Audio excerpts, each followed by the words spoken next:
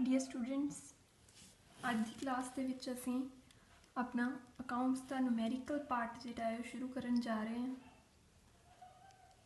तुसीं पिछली class which देखिया सी कि मेनली जिहड़े है नॉन प्रॉफिट ऑर्गेनाइजेशन दे विच तीन तरह के अकाउंट्स बनाए जाते हैं।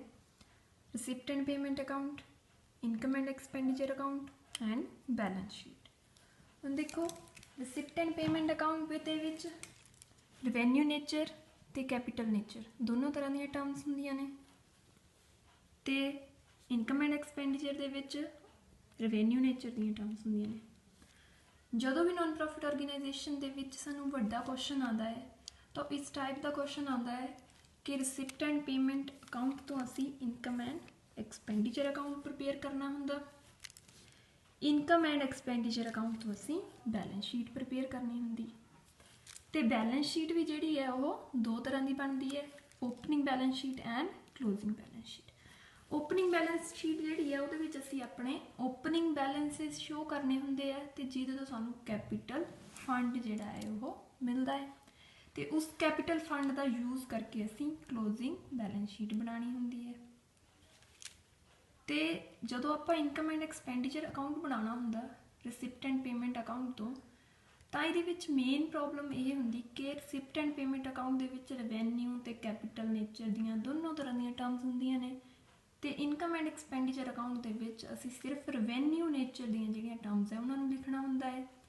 तो जदों असीं रिसिप्ट एंड पेमेंट अकाउंट तो अपनी रिवेन्यू टर्म्स नूं जिहड़ा है लैके आना हुंदा है तो उहदे विच कुछ ट्रीटमेंट हुंदे ने जो सानूं करने पैंदे ने।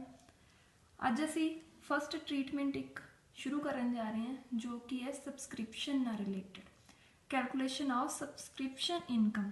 सब्सक्रिप्शन जिहड़ी है साडा चंदा हुंदा है ते रिसिप्ट एंड पेमेंट अकाउंट दे विच प्रीवियस ईयर नाल रिलेटेड, करंट ईयर नाल रिलेटेड एंड नैक्सट ईयर नाल रिलेटेड तीनों तरह की सब्सक्रिप्शन जिहड़ी है सानूं दित्ती हुंदी है। बट असीं इनकम एंड एक्सपेंडिचर अकाउंट दे विच सिर्फ ते सिर्फ रिवेन्यू नेचर की जिहड़ी सब्सक्रिप्शन है उन्होंने शो करना हुंदा है।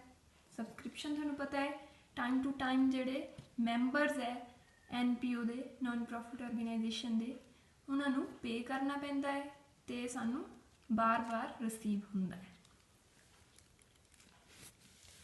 सब्सक्रिप्शन साडे कोल जिहड़ी है वो मेनली दो तरह की होएगी, outstanding subscription and subscription received in advance. वो सब्सक्रिप्शन जो कि बकाया होएगी, वो सब्सक्रिप्शन जो सानू टाइम तो पहला रिसीव हो जाएगी। तो इन्हां विच भी दो तरह की होएगी, आउटस्टैंडिंग सब्सक्रिप्शन जिहड़ी है ओपनिंग भी होएगी, क्लोजिंग भी होएगी। इदां ही रिसीव्ड इन एडवांस सब्सक्रिप्शन दे विच भी ओपनिंग भी होएगी तो क्लोजिंग भी होएगी। तो जदों असीं अपने इनकम एंड एक्सपेंडिचर अकाउंट दे विच सब्सक्रिप्शन नूं लिखना हुंदा है तो उहदे लई साडे कोल एक फॉर्मेट हुंदा। सब तो पहला असीं ये देखिए कि जिहड़ी साडी सब्सक्रिप्शन है वो जदों रिसिप्ट एंड पेमेंट अकाउंट दे विच तीन तरह की हुंदी है तो उन्होंने असीं इनकम एंड एक्सपेंडिचर दे विच किवें लिखांगे। देखो साडे कोल करंट ईयर है, प्रीवियस ईयर है तो नैक्सट ईयर है। करंट ईयर की जिहड़ी सब्सक्रिप्शन है हमेशा ऐड हुंदी है, प्रीवियस ईयर की लैस हुंदी है तो नैक्सट ईयर की भी लैस हुंदी है, क्योंकि सिर्फ तो सिर्फ इनकम एंड एक्सपेंडिचर अकाउंट दे विच करंट ईयर की जिहड़ी सब्सक्रिप्शन है उन्होंने असीं शो करना हुंदा है। देखो साडे कोल आउटस्टैंडिंग भी दो तरह की है तो रिसीव्ड इन एडवांस भी दो तरह की है। ये ओपनिंग हो गए, ये एंड दे हो गए या क्लोजिंग हो गए।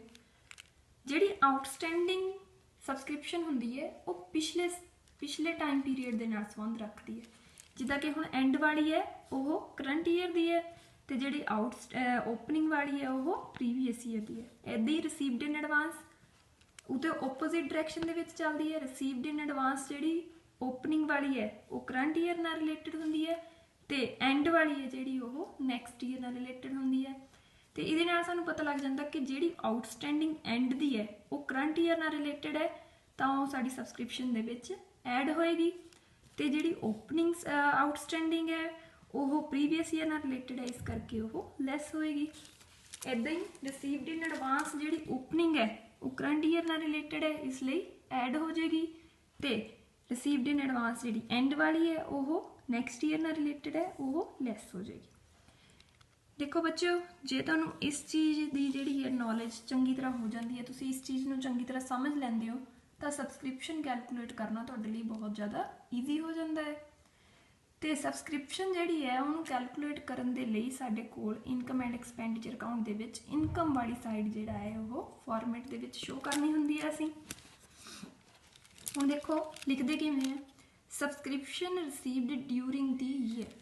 क्वेश्चन दे विच सब तो पहला सानूं ये दिता हुंदा कि सबसक्रिप्शन साल दे विच सानूं रिसीव किन्नी होई है, टोटल नहीं, सबसक्रिप्शन ड्यूरिंग द ईयर किन्नी रिसीव होई है वो लिखांगे। उहदे विच वो चीज़ां ऐड करांगे जो करंट ईयर दियां है। ते करंट ईयर दियां साडे कोल दो चीज़ां है, आउटस्टैंडिंग एंड दी ते received in advance opening the. Outstanding subscription closing वाली ऐड करांगे, received in advance opening the add करांगे। इन्हां नूं ऐड कर लांगे ते लैस करांगे वो जो कि साडे करंट ईयर नाल रिलेट नहीं करदियां, जिद्दां कि आउटस्टैंडिंग ओपनिंग वाली ते रिसीव्ड इन एडवांस क्लोजिंग वाली, क्योंकि वो नैक्सट ईयर नाल रिलेटेड है। तो जो लैस कर देंगे जो साडे कोल अमाउंट आएगी वो अमाउंट असी अपनी इनकम एंड एक्सपेंडिचर अकाउंट दे विच शो करनी है।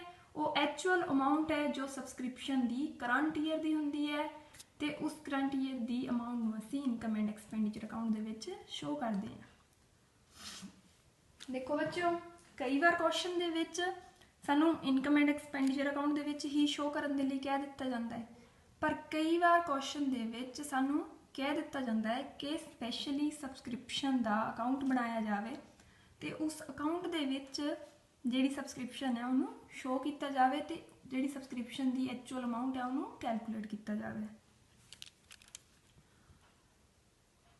फस्ट है साडे कोल असी अकाउंट बनाया है, जदों भी सानू कोई चीज़ ड्यूरिंग द ईयर रिसीव हुंदी है या रिसीव हुंदी है उहदी जर्नल एंट्री असी पास करते हैं। जदों भी साडे कोल कोई कैश या कोई भी अमाउंट आती है, cash account debit to subscription account, तो असी भी इस अकाउंट दे विच यही एंट्री पास की है, cash account debit to subscription account. During the year सानू जिन्ना भी रिसीव हुई है सबसक्रिप्शन की अमाउंट उन्होंने असी बाय कैश करके क्रेडिट वाली साइड शो कर देंगे। हुण जदों तुहानूं ये चीज़ समझ लग गई है, ये चीज़ समझ लग गई है तो सबसक्रिप्शन का अकाउंट जिहड़ा है वो बहुत ईजी हो जाता है। हुण कैश दे ड्यूरिंग द ईयर दे विच असीं ओही चीज़ां ऐड करांगे जो कि सबसक्रिप्शन दे करंट ईयर नाल रिलेटेड है, जिद्दां कि आउटस्टैंडिंग सबसक्रिप्शन क्लोजिंग दी, रिसीव्ड इन एडवांस ओपनिंग दी, इन्हां नूं ऐड अप कर लिया तो इहदे विचों ओही चीज़ां लैस करांगे, ओही टू वाली साइड आपां लिखांगे, डेबिट साइड लिखांगे जो असी ड्यूरिंग द ईयर दे विचों लैस करना चाहते हैं। तो जो असी ड्यूरिंग द ईयर दे विच ऐड किया है उन्होंने आपां क्रेडिट साइड लिखांगे तो जो असी लैस करना चाहते हैं वो डेबिट साइड लिखांगे।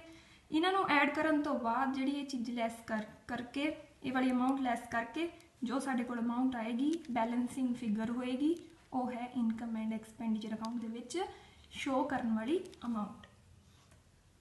अज मैं तुहानूं ये फॉर्मेट दस्सिया है सबसक्रिप्शन का, सबसक्रिप्शन हुंदी की है, किवें कैलकुलेट करनी है। कल तो असीं इहदे न्यूमेरिकल शुरू करांगे। Okay, thank you students.